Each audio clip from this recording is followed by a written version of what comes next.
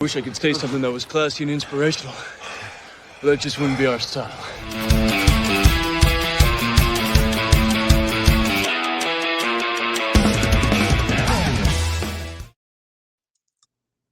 What's up, everybody, and welcome to Steel Sanctuary Podcast. I'm your host, David Barrow from SteelSanctuary.com.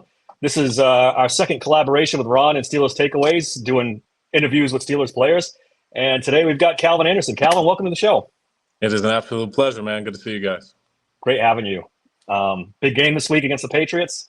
Huge game. Yeah, it's back important. To your old stomping grounds. You a couple stops in New England here. Something like that, man. Any good stories about Bill Belichick? Any anecdotes about him? Yeah, I mean, I'm a huge Bill fan. He was the guy who called me in free agency after 2022, and obviously gave me an opportunity. So nothing but good things to say about Bill, man. He's as old school as a coach as you can get. Yeah, that's for sure. Do you miss that? Is it different in Pittsburgh with sort of the coaching styles? Is it are there big differences, or is it? Yeah, miss wouldn't be the word. Considering I get the opportunity to play for Mike Tomlin, who I think is the best coach in the NFL. But I definitely think that there's a clear difference between the approach between the two.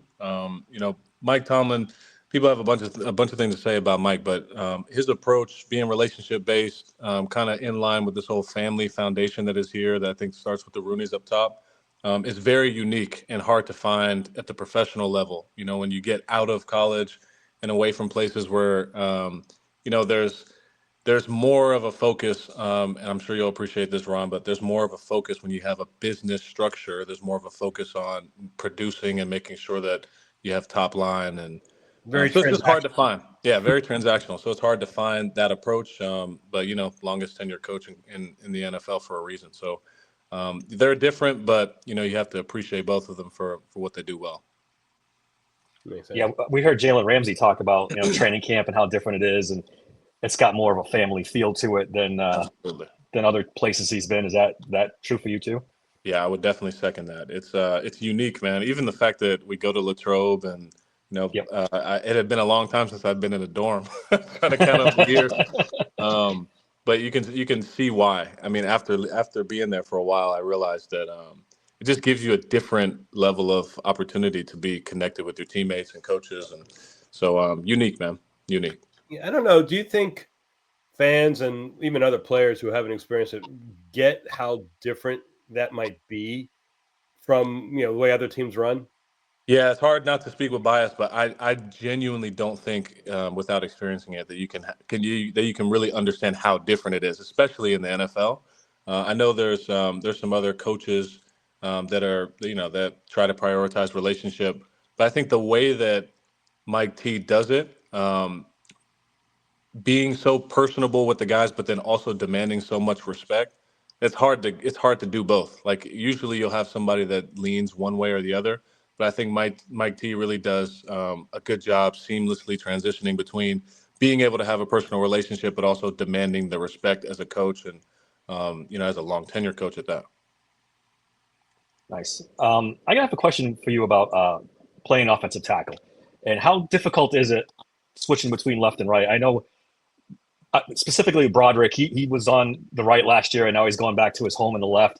Does that really mess with a player going back and forth? Obviously it's completely different side and completely different way you block. Is it a difficult transition?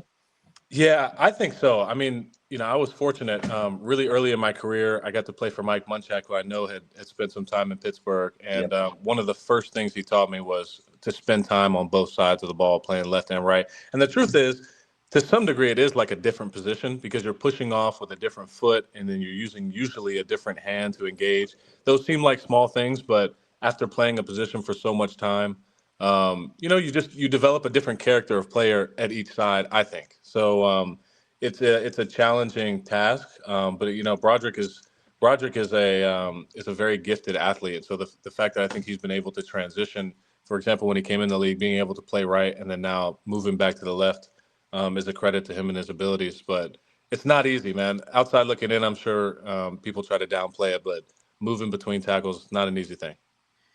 Yeah, I wanted to ask you about sort of the outside looking in a little bit because I'm sure if you spend any time on social media or anywhere else, you hear the noise. Don't spend much. Smart, probably smart.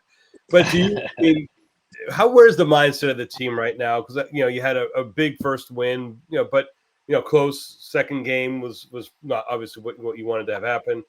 So what is the mindset of the team now going into New England? And do you hear any outside noise, or is it you kind of all insulated? Yeah, I mean, to address the outside noise thing first, I think one of the things I've learned being a veteran player is to completely disengage with what people have to say externally. Doesn't matter and doesn't really have any effect on what we do. So we try to make sure as a team, that we incubate a bit in terms of trying to focus together and block out the noise, because the noise is not necessarily helpful to us.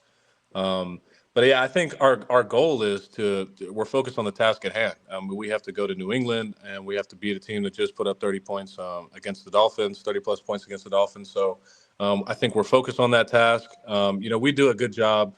I appreciate all the coaching staff for this. We do a pretty good job evaluating the prior game and identifying the things that we need to get better at. So I think we've done a good job with that this week. I feel good about how the team is galvanized, and that's what's important. And so that we need to do that so that we can have the kind of impact and effect we want to on Sunday. So I would say we try to minimize listening to any outside noise.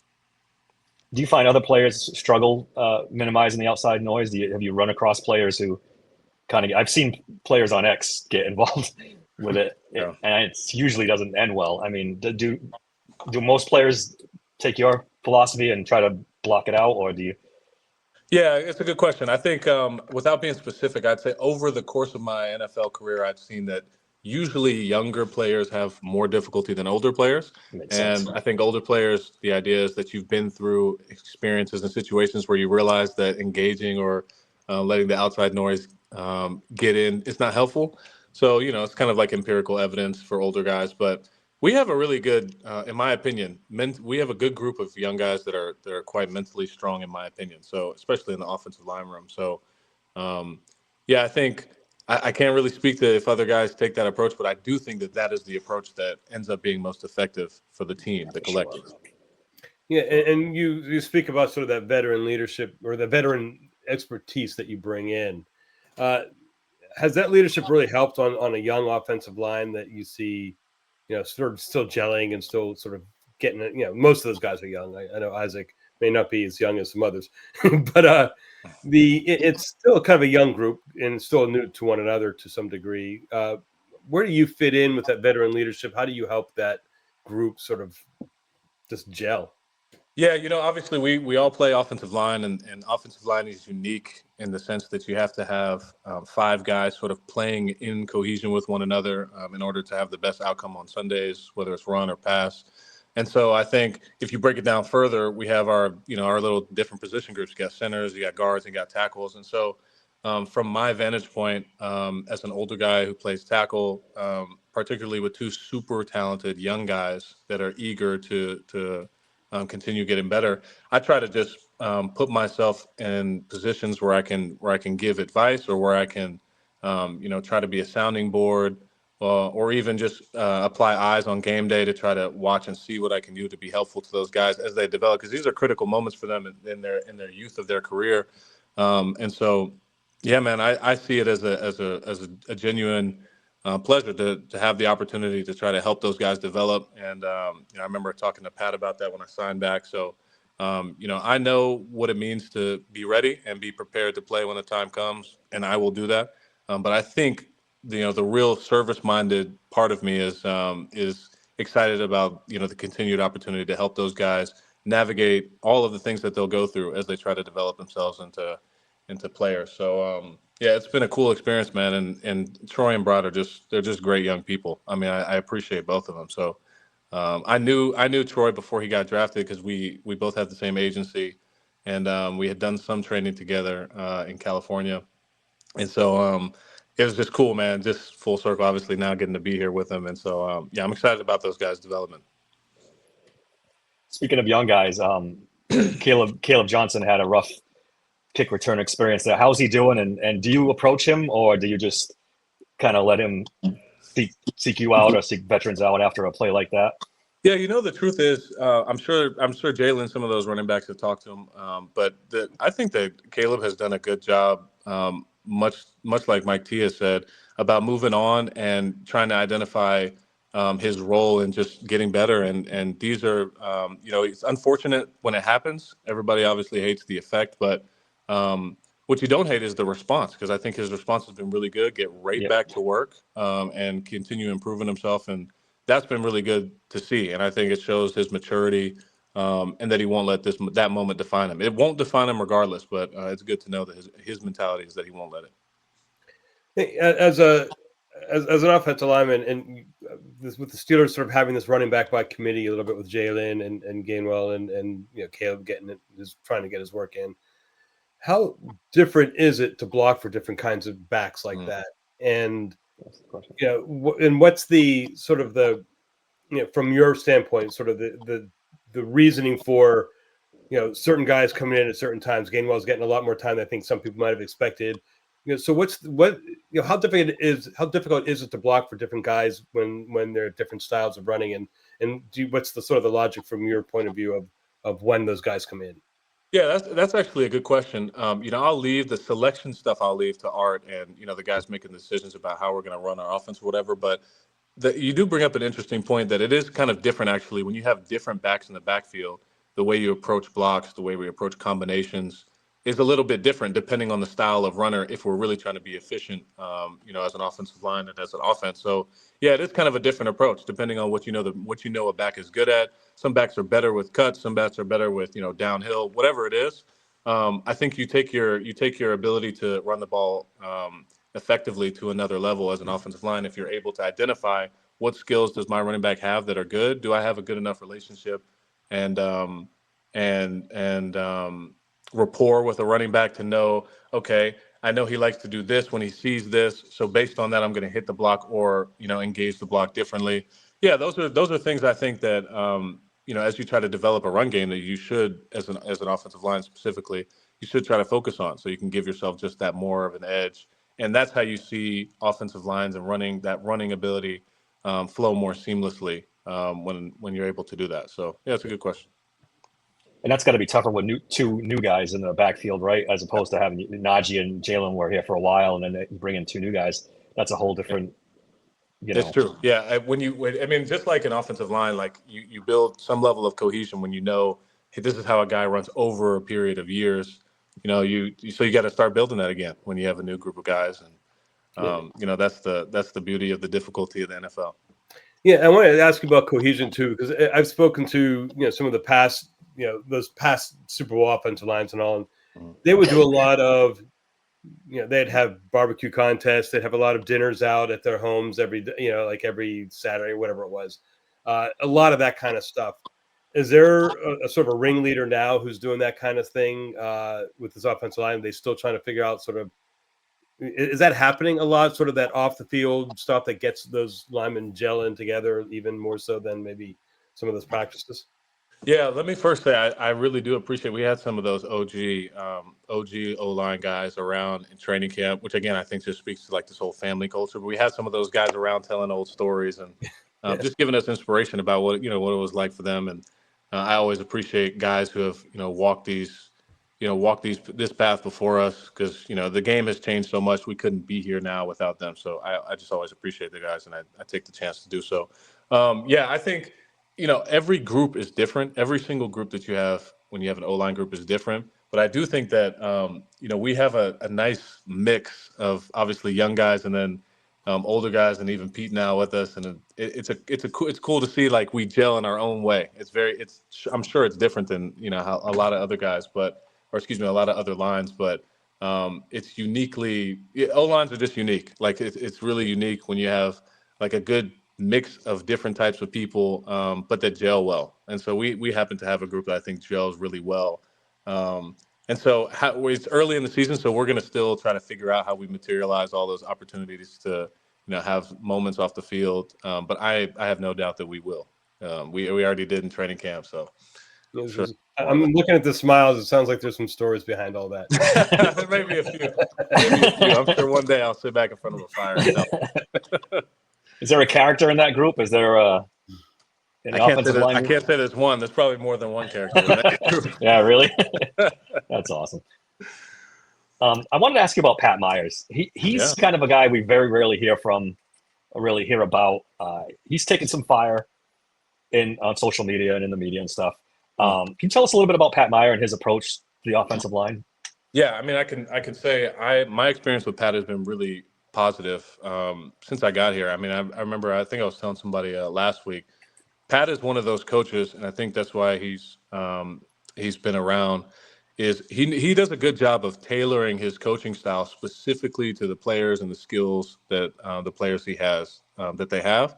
So he's not the type of coach that will say, oh, okay, you might be skilled at this, but that doesn't matter. This is how I do things. He's very much malleable in the sense that he tries to tailor his coaching to his specific guys, and so I appreciate that. And there's when you have different types of guys, it fits into the scheme differently, and so sometimes that might take time to show. But I think his approach is really good in the sense, and I had this with Mike actually when I first came in the league. I was saying Mike Munchak was that Denver. same way, right? Mike was the same way. Like Yeah. he's very much like, okay, let me see what you do well. Let me take the time to get to know you as a player. And here are your skills. Here's what we know you're good at. Here's what we know you're not good at. Let's tailor your approach to the game as such. And so, I see a little bit of that Munch kind of approach, which I appreciate, man. Pat's as good as they come. So I have appreciated working with him. Looking forward to continuing working with him. As the offensive line continues to gel, from your perspective, what does it need to do to sort of to get that run game going and to give Aaron a little bit more time? What's that next step in this offensive line? What does it need to do specifically to sort of take that next step? Yeah, that's fair. I think it's offensive line play is always about like constantly and continuously refining technique, and it's a technique based position. And as much as it on the outside just looks like running, hitting people, and moving guys forward or backward or right, left, it's very much about technique, how you approach the block, making sure you're in position. And so we up front take the run game very seriously. So when the run game is not working, that's high alert antennas up for us. And so we take that seriously. But I think our approach to ironing out some of those technique things has been really good this week. We certainly didn't just hear the feedback in meetings and not take it seriously. That just hasn't been the case. So I think we put an emphasis on it, trying to identify where there might be technical deficiencies and then fix those. That's each guy's professional job anyway. And then each of us doing our it's 1/5 up front, but 1/11th on the offense. Each of us doing like our one piece that we know has to go well in order for the offensive line to move the line of scrimmage so that those backs can get out and do what they do, which they're special at. So we take that on us, man, and I don't doubt that people will start to see the result of that. Let's talk about you for a minute. I was reading up before you came on, and you got malaria in 2019, right? And it was apparently kind of serious. Like that was. Yeah, it's a there? long story, but yes, I did. I contracted malaria actually in 2023. The first year I signed the free agency. Yeah, it was a tough situation to navigate, but I will say I am so much better for it. I learned a lot. When you're on the brink of death, literally, there's just some things about yourself you have to face. Luckily, I have the best wife in the world, and I always joke that she saved my life multiple times, which I'm sure if you guys are married, you'll understand. Yes. But she certainly saved my life that day. I was, as in typical football fashion, not taking it serious that I had such a high fever. Training camp was a week away, so I didn't even consider going to the hospital. But I'm so glad that she forced me to, because I would have died. The hospital said that I would have died if I hadn't come in the time that I did. So yeah, man, it was not easy, but you learn a lot about yourself, and you have a different perspective on the world. I think when you go through something like that, certainly approach these moments that I have to cherish with the guys, but also just with life with much more gratitude now. So yeah, man, it wasn't an easy time. There's a really good article that was done by the Boston Globe. My guy Chris Price. Good guy in New England. He chronicled the entire story. So we took our time with it just so people could see what it was actually like to have a near-death experience with such a deadly disease, but then also returned to play as an NFL player. It was the first time any NFL player had ever had malaria. So It's crazy. Insane. Just in terms of, just the things that players go through, right?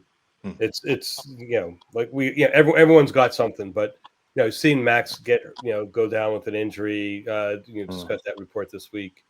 How hard is it, and how do you guys support one another through just the personal stuff, right? I mean, it's the injuries, it's football, but it's personal, right? It's his career, it's life. So how do you guys support each other and navigate all that kind of stuff amidst a week of film study and practice and all that? yeah, I'm glad you brought this up because Max is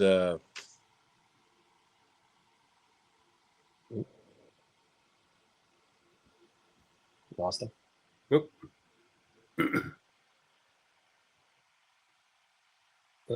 Who's that? Sort of. Maybe. Oh, you there? Can you guys hear me? You're back. Got you now. Sorry, I have no idea what just happened. You guys can hear me? Yeah, we can see and hear you. sorry. now. Yeah.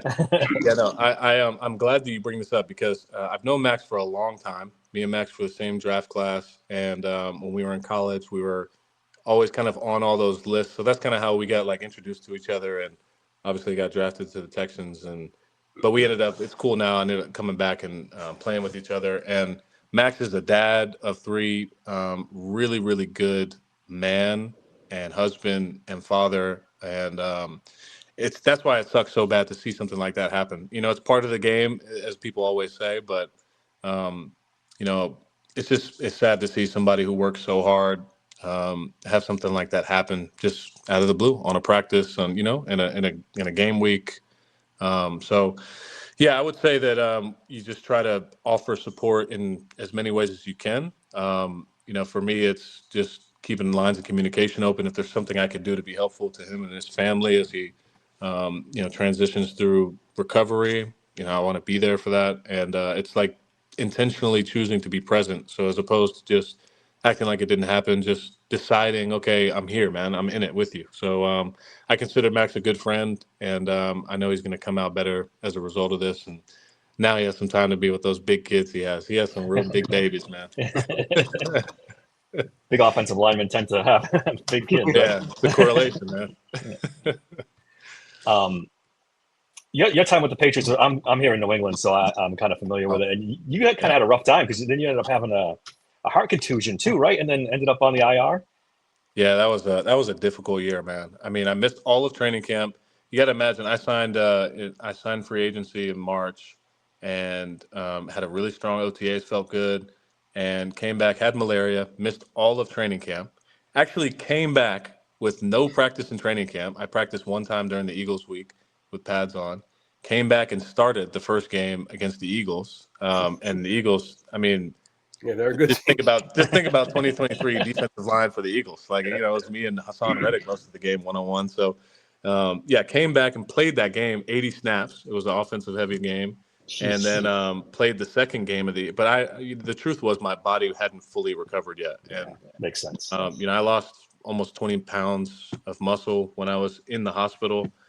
So it was tough at the beginning of the year, and then randomly to have something like a heart contusion happen to an offensive lineman that hit somebody on every single play. It was hard for me to fathom at the time, and that's why I think there was more mental work to do than physical in terms of recovery, because I just couldn't believe it. I had came into the league undrafted, and finally kind of cemented myself with a role that last year in Denver, and made it to free agency, had an opportunity to prove myself again with the Patriots, and then just had, this all happen. But I now can reflect on it and see that it was purposeful. There was a lot I think I learned about myself, and so much growth that ended up happening that year. But it was tough at the time, man. It was really tough. And as an offensive lineman, not being able to be on the field with your guys, you feel like you want to be out there. It's a selfless position, so you want to be out there doing the selfless service-based thing. But it was tough, man. But I am happy that I went through it. Sometimes you got to go in those valleys to have the growth that you need. So tough time, man. I still love those guys though. There's a lot of really, really good people in that building. Except on Sunday. Yeah, except on Sunday. Except on Sunday. On Sunday, I'm gonna be wearing the emblem of the best team in the NFL. So There you trust me, go. I hear you on that. But What challenges does New England provide to this offense? And I know you're obviously not going to tell me, specific schemes, but like generally, like when you look at a New England defense, what do they do that worries you most? yeah, I would worry again. It's not the word, but I would say that from like a just objective perspective, you can see that they put a lot of resources into the D line, and they have been able to generate serious pressure in pass rushing situations, and so that's the first thing I think that jumps off on tape. It's hard not to be biased because I'm an offensive lineman, so I'm always watching the D line, but you notice that. So, as an offensive line, when you notice something like that stand out, then you want to focus on that so that it can be neutralized in some way so that the offense can have some production. So, yeah, that's the first thing I notice is, you can see that the resources they put in the defensive line are paying off. Gotcha. Yeah, Harold Landry is one of those guys, right? I think he's got 4 or 5 sacks already this year, and I'm sure Yeah, he's on. he's a good. I think he was a year above me. Really, really good older player, man. He's a talented guy. Middle, not older, middle-aged player. Middle-aged player. Middle-aged player. There we go. I I appreciate would that. be the older player and all that. Yeah. I appreciate that you said that, Ron. I wanted to ask you about Tomlin again a little bit and about transparency, because a lot of people that I talk about the transparency and how that plays a part in their relationship with him. Good or bad, you're going to get what you need to hear. Absolutely. How has that played out for you and in this team this year in terms of performance, just in terms of just generally the way this team is structured? Have you seen that really been playing out this year, that transparency and that directness that he gives? Yeah, that's one thing about Mike, man. Like another thing I really appreciate about him as a coach and as a man is that it's exactly what you said. Mike approaches people and communication very directly, as opposed to talking around things with his guys. He's very direct, and he'd rather address something and be forthcoming about how he feels or what the truth is about a situation than anything else.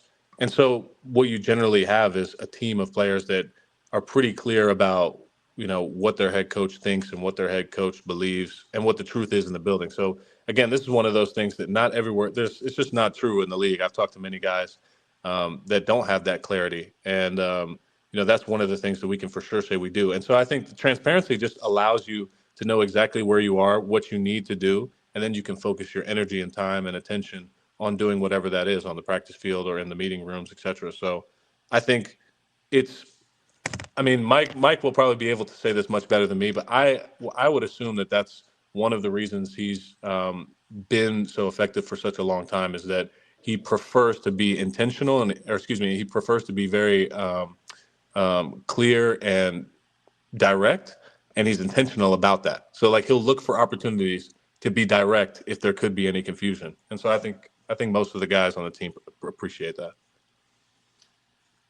We talked about Harold Landry a little bit ago. Who's the toughest defensive lineman you've ever gone up against? Oh, that's easy for me. Okay, good. It's just because it's in line with my welcome to the NFL moment. I spent my whole first year in the NFL and my very first practice in the NFL during the regular season going against Von Miller. And oh boy. Yeah, that is a handful, man.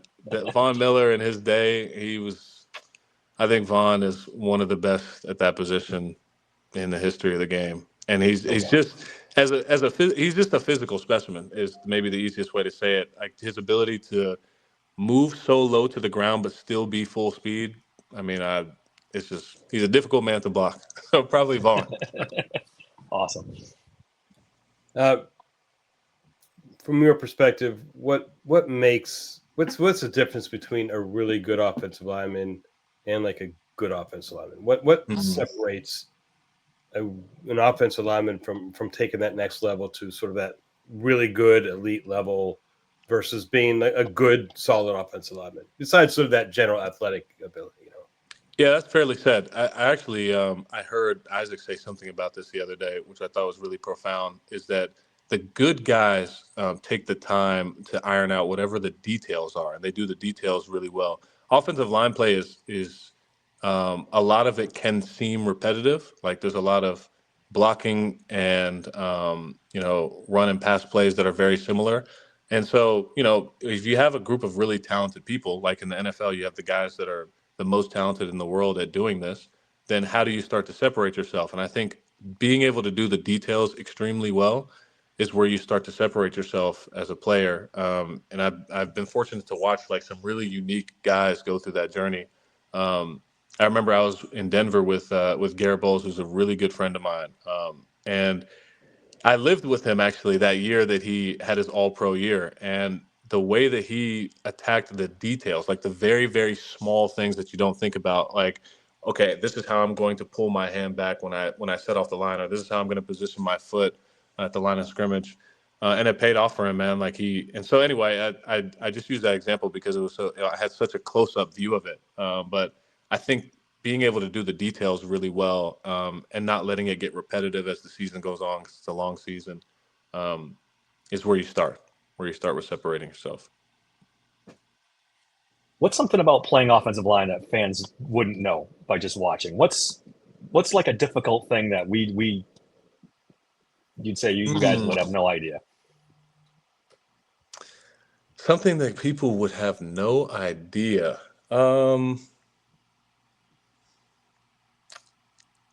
Yeah, good question. One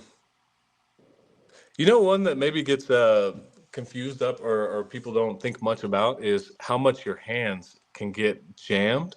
So like you'll see like a lot of older offensive not older, but just offensive line guys will always have like these kind of battle scars, like you got a finger messed up or something. And we just think of it as, just something that comes with the territory.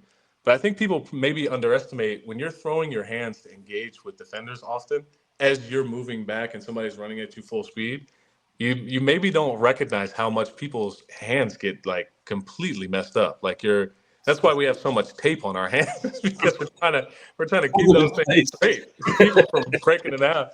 So maybe that's a subtle one. It's like you go through a game and it looks like somebody's just blocking somebody, but oftentimes when you're throwing that hand that hard to try to stop momentum, you get some serious hand damage.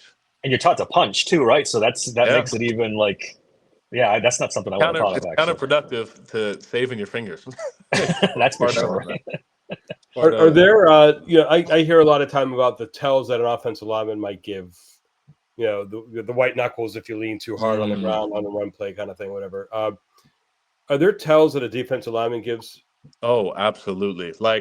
And I think it's similar to offensive linemen in that they probably don't realize it unless somebody tells them and they identify it.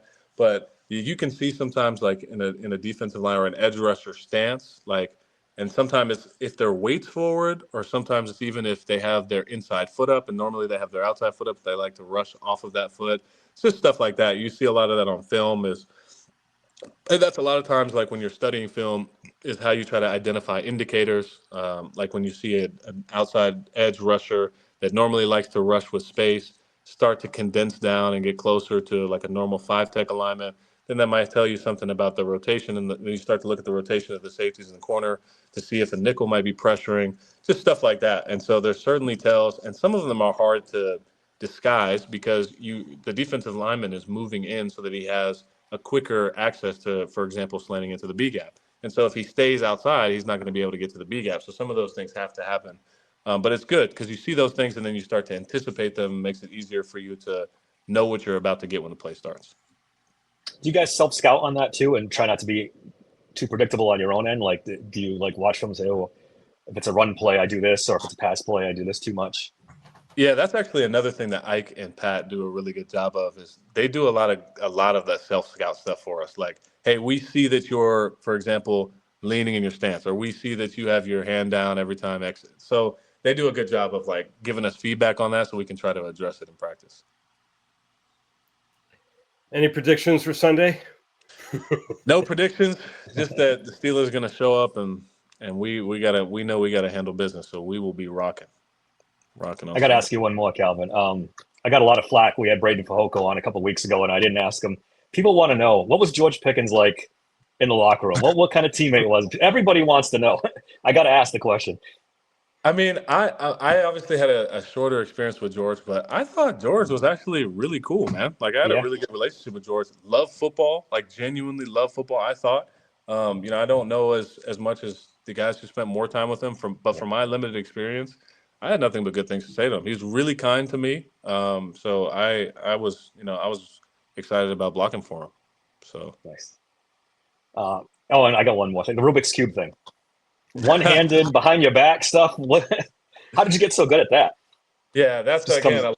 a long. We gotta. It sounds like we gotta all go and like get some food or something and talk about this. But it's probably it's a longer discussion. But it started in high school, really in middle school. One of my friends could do the Rubik's cube. I learned from him like the most basic way. Anybody can learn how to do a Rubik's cube. By the way, you just go on YouTube. There's like very detailed tutorials for the normal way to do it.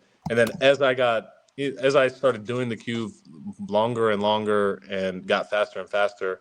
I think I started to see like the Rubik's Cube or puzzle solving in general as like a safe haven for my mind. I'm an overthinker just in general as a person.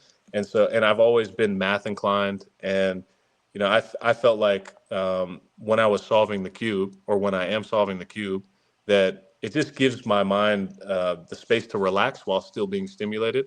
And so, now in my older years, I think I have spent much more time trying to realize where it comes from, like because I had this like infatuation with Rubik's cube for it just doesn't make any sense. I'm a big football player, but over time it served me really well over time because again, like when you think a lot, like, sometimes it's difficult to slow your mind down, and even though it seems a little counterintuitive, the Rubik's cube has done that for me. So I have a ton of Awesome. cubes, love to solve them.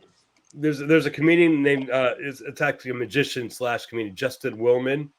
He's got a special on Netflix. I don't know if you've seen it, but he No, does. I haven't. I'll look it up. Actually a great special, but he does a thing with the Rubik's cube that I think he has a guy out of the audience. I think it's real, but it's like he has the guy hold it behind his back and messes it up first, and he just says, Yeah. okay, "Don't think about anything. Just think about your favorite colors and just keep maneuvering it around." Right? Pulls it out, and it's all done. Wow. Wow. The guy's like, And what's his name? I'll look this up. Justin Willman. I think it's Justin Willman Magic Lover is what his. It's really Okay. great. I think the special's great. That's unique. I'll look it up. I'm not getting paid for this, by the way. All right, Calvin. We really appreciate having you on. This is great. Yeah, Really, this is awesome. Appreciate you guys for the convo, See man. you, Calvin. Thanks All a right, lot. brother. You guys take care. You take care too. All right. All right, Calvin. He's a generally good.